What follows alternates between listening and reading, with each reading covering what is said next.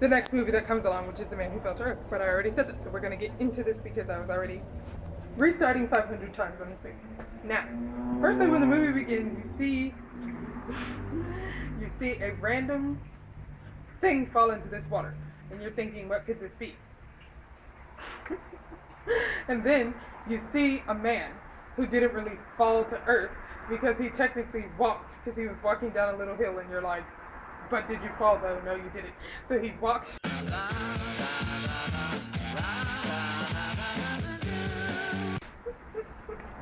And then you see him walking more down this road.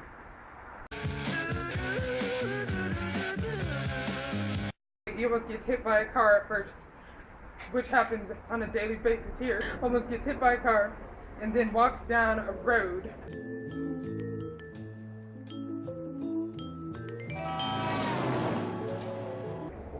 And he eventually finds a little store, but the store is not open. The sign is like, we're closed, so he decides to go to sleep on the little bench.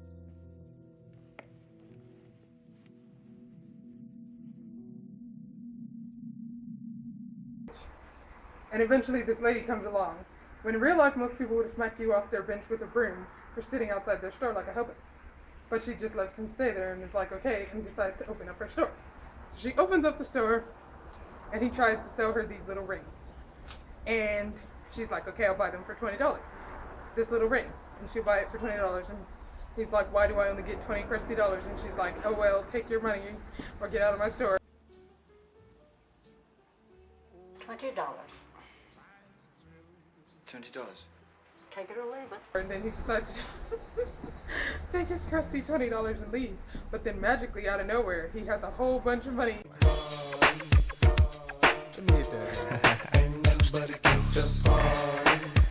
And you're sitting there like, where did you get all this money from? All this millions, all these trillions of dollars rolling in the riches. You're like, where did you get this money from? Because you're thinking he robbed this old lady and is now stole this money from this old lady because he just punched her in the head and took all her money. But now he has money. Then magically he's at the lake and decides to drink this nasty salmonella malaria-ridden water that had a frog in it that you will die from trying to drink this water from this nasty.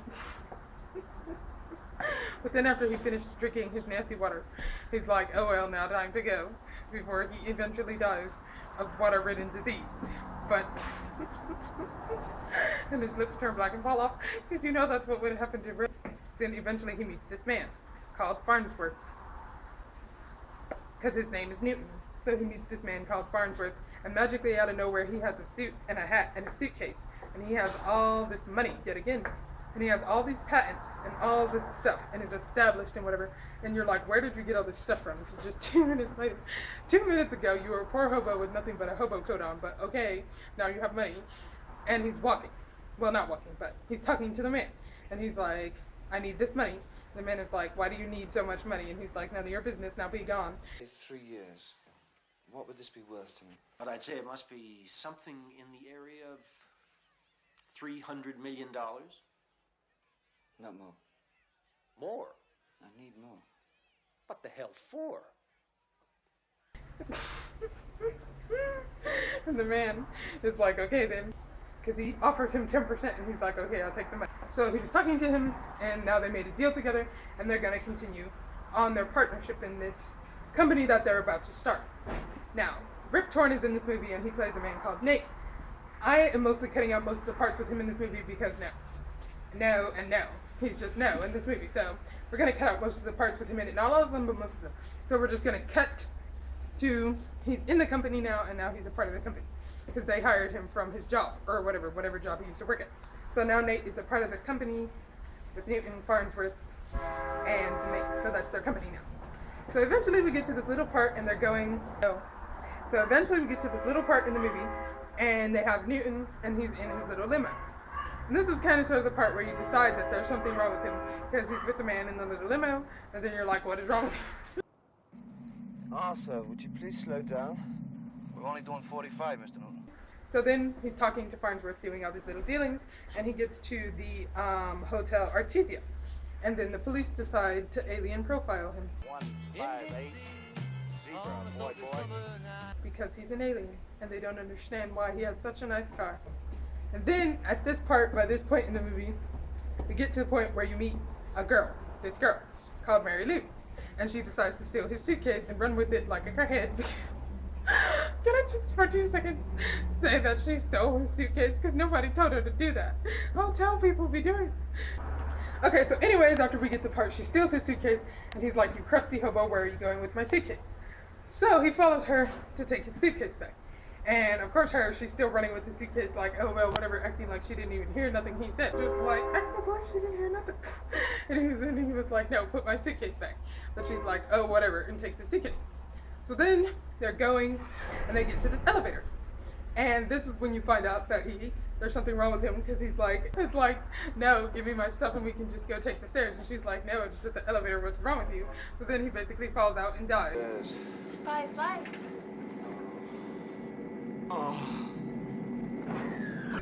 And she makes the stupidest decision and decides to drag him across the floor, which was really stupid. Because she could have just taken him back downstairs and called the ambulance, but no. So she decided to drag him all the way up the stairs, and then she decides to carry him.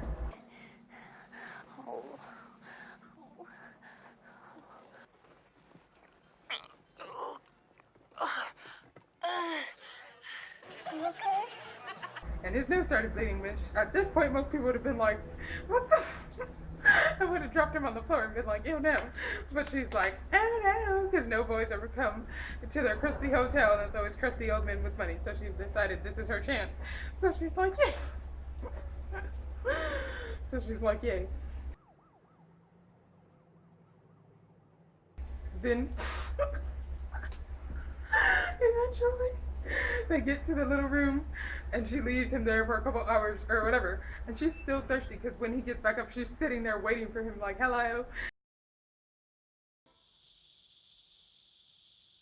Hello. So then she gets him a drink, and then eventually the part that gets me always so annoyed is the fact that when she gets him a drink and everything, she says, can I leave now because I have stuff to do? Can I leave now? I've got some cleaning to do. I'll come back in a little while, okay? And I'm like, nobody asked you to come here in the first place. She brought her thirsty self, and then she's like, can I leave because I have stuff to do? And I'm like, okay then. And then she comes back a few hours later like a thirsty hobo in a brand new outfit, might I add, all spread out like, hey. And I'm like, this thirst was unreal. Did the train just crash? Did the train just crash? Did you hear that? I think the train crashed. Did you hear that? Anyways, and then, like I said, later in the day, she comes back and is like, hello, let's be together forever. And he's like, no, I'm married. And she's like, it's okay though, your wife doesn't have to know. Which is basically what she does. But so he's like, okay. And then eventually he asks her to bring him a TV. And he's like, can you get a TV? And she's like, of course, I'll do anything for you. Because she's so thirsty. And it's like, okay, I'll do anything you want me to do.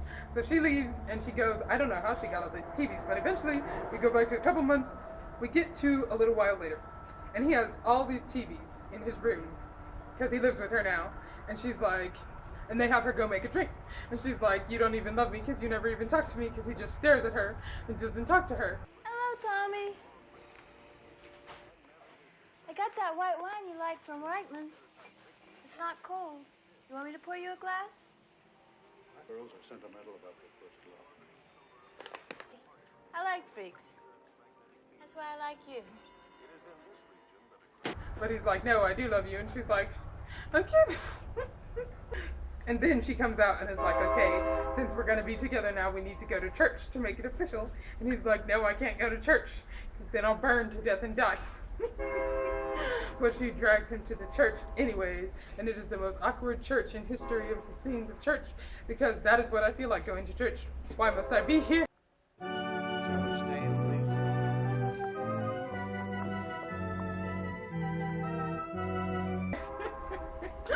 and it's a really diverse church, and they have everybody, so you can't call them nothing. They have everybody in this church. But so basically, they keep going on in their little getting to know each other, getting to know you in this movie, because him and her, even when the struggles happen, they just go like their way through life. So eventually, we have him getting to more dealings, and he's talking to Nate because now they're doing their stuff, and he's showing him a commercial, and there's a commercial showing, and he's like, why do you look like the man in the commercial? And he's like, what drugs are you on? I don't look like the man in the commercial. But actually, he is the man in the commercial because he is in the commercial so he can show his wife how life is on Earth, because that's how she sees him. She looks through the little TV from their planet. But eventually, so which part was I at? Okay, so yes, so his wife sees him through the little TV because she's on her planet and she sees the little TV.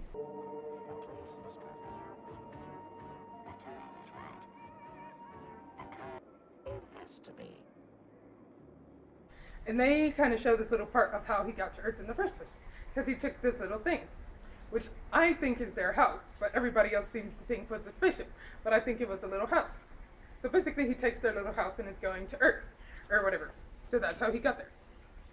And then, so yes, he's doing all these dealings with Nate, and he tries to take a picture of him, and he's like, you pervert, stop trying to take pictures of me, because he's sitting there trying to figure out if he's a human or not, and he's like, I know what you're doing, and he's like, I'm not doing nothing, I'm just, because the TV is not working, and he's trying to act like the remote is not really a camera remote, but it is, and so basically he does all that, and then he's like, I'm leaving by. So then eventually we get to this little part. I'm probably cutting out a whole bunch of stuff in this movie, but that's not the point. But there's this one part that's a really funny part in the movie where they're driving. And, oh yes, I forgot about the part where they, okay, so I have to go all the way back now. Okay, so before, when him and Mary Lou are getting to know each other, he takes her to this random little hobo spot. And then he's looking out the window and sees all these things from 1865, and she's like, what is wrong with you? Eventually they get to this little lake place. And she's like, oh my gosh, this is so amazing, how did you find this? Because she doesn't know that he landed there when he fell out of the sky and found this little spot. So he's like, do you want to build a house here? And now, of course, she's at maximum level of thirst because she can't believe that he wants to build a house and live with her forever and ever. Forever, ever, and ever. Forever and ever. And so that's how they got their little house together. Then there's this man called Peters who was plotting on them the whole time, plotting the downfall of their company. And I'm probably getting all this in the wrong order, like I said, but whatever. So, we're just going to keep going. Just going to keep going. So, anywho's, eventually we have this part where he's talking to Nate again. Wait, no. We have a different part. A part that I like, which I think is a really good part, which is an underrated part in this movie, which is really a good part. When, which doesn't really explain if he has powers or not, but okay, so they have this part where Nate is going up to the lake and is trying to fish, and they have Newton, and he's asleep, but then he comes out of nowhere to the lake and is like, don't be so suspicious, I'm not doing nothing, and because they didn't meet yet, or whatever, and he's like, don't be so suspicious, I'm just doing this and that. So, and then he goes back to his sleep, and then before Nate can even turn around, he's gone, and he's like, did I just see what I think I saw, or am I on all the drugs? And basically the little misty shadow is like, you're on all the drugs, go back to sleep. So he just goes on about his day in life and is like, okay, I must be crazy. So eventually they meet in this little orb place, and he's telling him about all this stuff. But Newton, being slow, forgot that he was supposed to be from England and was like, what do you mean? Per adua ad astra. I beg your pardon? What do you mean? I don't know what that means. And he was like, aren't you from England? English people should know what this means. And he was like, oh, wait a second, I am English, I know what this means. And he's like, and realizes that he's not a human. So eventually, scrolling slowly, we get to this part where him and Mary Lou are together still, and they're at their house. And she's basically like, why do you act like this? You're so slow. And he's like, leave me alone, I act how I want to act. And she's like, why do you do this? And then they show him with all these TVs, basically drowning her out with the TVs, and she's like, don't drown me out, I'm trying to talk to you. And he's like, nobody cares, get away. And then so basically she ends up being like, why is this my life? Why did I decide to? Because she can't believe that he doesn't love her. And he's like, whatever, and decides to watch TVs and turn into a crazy person. Please, come on, Tommy. Talk to me.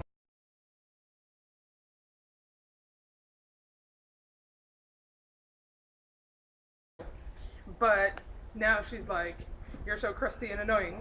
Why did I even care about you in the first place? And he's sitting there like, you were the one that approached me. I didn't even care about you. And she's like, oh, right.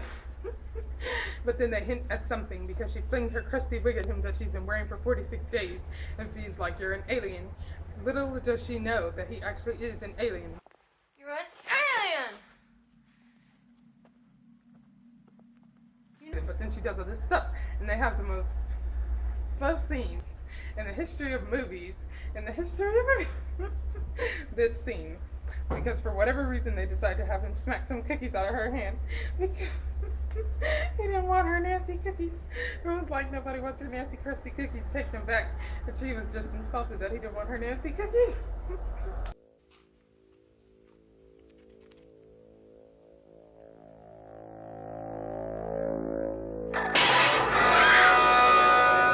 And it's like, how could you?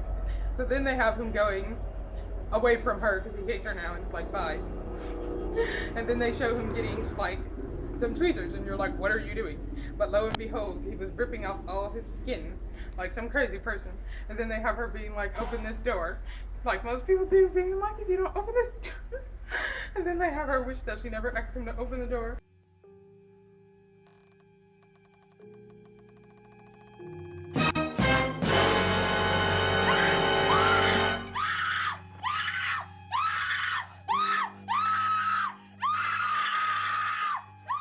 Because it turned out that he was a horrendous alien. And she was like, now I'm gonna kill myself. Sitting there wishing things could be unseen. She was just like, can I unsee what I just saw? Because why did my eyes deserve this? They didn't deserve this. Stabbing out her eyes with a fork. But eventually she decides that she's too thirsty and still loves him. She basically is like, put your human skin back on, but I still love you. Just not like that. So decides to put back on his human skin. Then we have progression. A couple months later, they have him talking to Nate again, and he's like, why are you here? He hates him because Nate took pictures of him and found out that he was an alien, and he's like, I hate you, why are you here? But they're talking to each other, and he is like, so did you tell her that you were an alien? And he was like, yeah, she found out, whatever. And then they just go past this little part. And so eventually we get to this part where Newton is about to leave. He's has his spaceship and all that stuff together, and he's ready to go back home to wherever he came from. But little did he know he was being plotted on the whole time, like I said. And his going home mission is not about to be as easy as it seemed, because right when he was about to go, the plan was foiled. And they were taking him to some random place, and he was like, what are you doing? But they decided to take him to some random place instead of where he wanted to go. So basically they lock him in this room like a crazy person, and they proceed to do random tests on him. But then Nate realizes that what he did was wrong, and is like, oh my gosh, how could I do this to somebody? And it's like, we can reverse this. So he sends in Mary Lou to go save him, to save Newton. But it was already too late because he didn't care about her anymore and was like, leave. I'll bet you could probably go back. They'd probably let you go back. I'm sure they would. You could get into that little rocket ship of yours and go back. Huh? No. So, also there's this part where he gave her a whole bunch of money, but she didn't want the money because she loved him, not the money. Eventually, at the end of the movie, after they did all this crazy stuff to him, he eventually just falls into the horror of being a crusty drunko in his like quiet life, and realizes that there's nothing left to live for.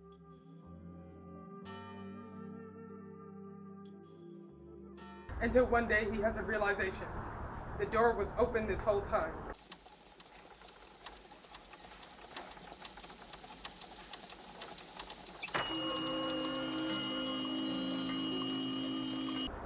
And he could have left. And it's like, oh my gosh, I stupidly stayed here this whole time and I could have left. Why am I here? Then hobbled out of the door like a hobo and was like, oh my gosh, I can leave. Until another challenge arises. Another elevator.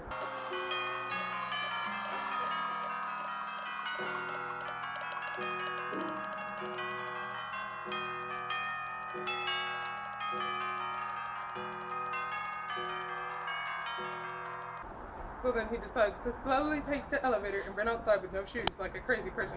And I'm like, where are your shoes? But anywho's, but there's also this old man in the background. that just looks cool for whatever reason. So eventually, it's a couple years later, Mary Lou and Nate are really old and they're married. And they show this store that Nate went to. And I noticed this on my own before I ever even looked up any of the trivia, blah, blah, blah, this movie. The Young Americans album is in the background. And I was laughing so hard when I seen that because I was like, okay, then self-promotion right there, being like, buy my album though. So eventually it's supposed to turn out that Newton made this album called The Visitor. And they have Nate being like, this is a hideous album, nobody wants to buy this. And he's like, well, nobody made it for you. If you don't like it, then put it in the garbage. And then the movie just ends. Mr. Newton, are you crazy?